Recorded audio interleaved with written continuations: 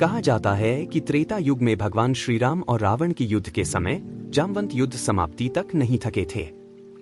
तब उन्होंने प्रभु श्री राम से ही कहा कि अभी मुझे और युद्ध करना है।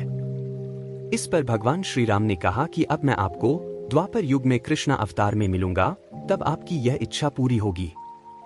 तब तक के लिए जामवंत ऋषि पर्वत पर जाकर तपस्या में लीन हो गए।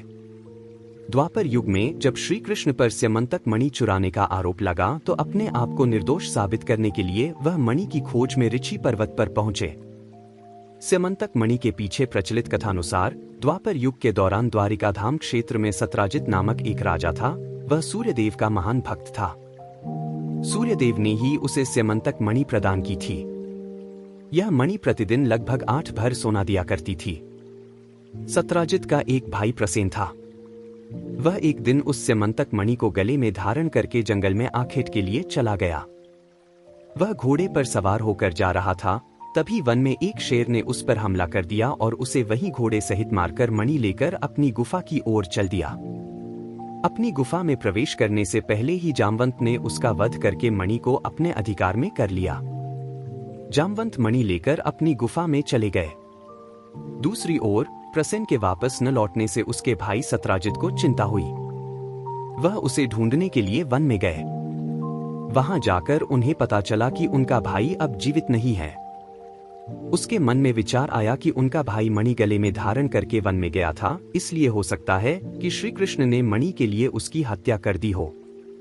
सत्राजित ने जब यह बात नगर के लोगों से कही तो यह बात श्री कृष्ण तक भी पहुंच गई। इस बात को जानकर भगवान श्री कृष्ण ने कुछ विश्वसनीय लोगों के साथ मिलकर प्रसेन की खोज आरंभ कर दी। उसे तलाशते हुए वह वन में उस स्थान पर पहुंच गए जहां पर सिंह ने उसको मारकर उससे मणि ले ली थी। वहां से उन्होंने सिंह के पंजों के निशान का पीछा करना शुरू किया तो वे सिंह की गुफा के द्वार तक पहुंच गए जहां सिंह को मारकर जामवंत ने उससे मणि प्राप्त कर ली थी। यहां उन्होंने जामवंत की पुत्री के गले में वह मणि देखी, लेकिन जामवंत ने वह मणि लौटाने से इनकार कर दिया। इसके चलते श्री कृष्ण और जामवंत के बीच 28 दिन तक मल्ल युद्ध चला।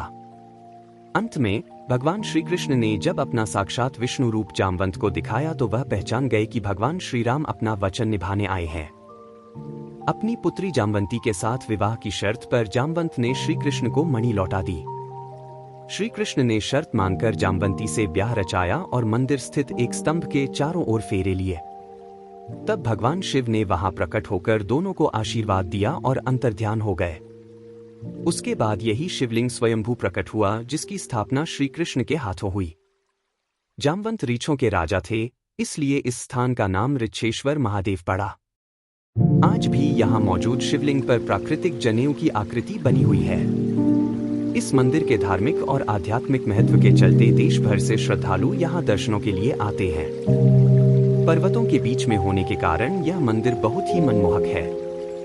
मंदिर के नीचे गुफा के पास एक पानी का कुंड बना हुआ है जहां हमेशा पानी रहता है।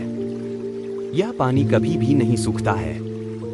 श्रावण माह में यहाँ लंबी कतारों में लगने के बाद ही दर्शन होते हैं। एक किंवदंती के अनुसार श्री कृष्ण भगवान जामवंती से विवाह के बाद मंदिर में बनी गुफा से माउंट आबू होते हुए द्वारका की ओर चले गए। इस मंदिर के अंदर से ही एक गुफा माउंट आबू तक जाती थी, लेकिन इस गुफा के रास्ते से वन्य जीवों के मंदिर में आकर बैठ जाने के चलते कुछ दशक पूर्व इस गुफा को बंद कर दिया गया। ऋक्षेश्वर महादेव पहुंचने के लिए आप रेल मार्ग से पिंडवाड़ा रेलवे स्टेशन से 15 किलोमीटर की दूरी स्थित गांव नांदिया में ऋषि पर्वत की गुफा तक पहुंच सकते हैं। आशा करते हैं यह इन्फॉर्मेशन आपको पसंद आया होगा। लाइक, शेयर एंड सब्सक्राइब जरूर करें। मिलते हैं नेक्स्ट वीडियो में।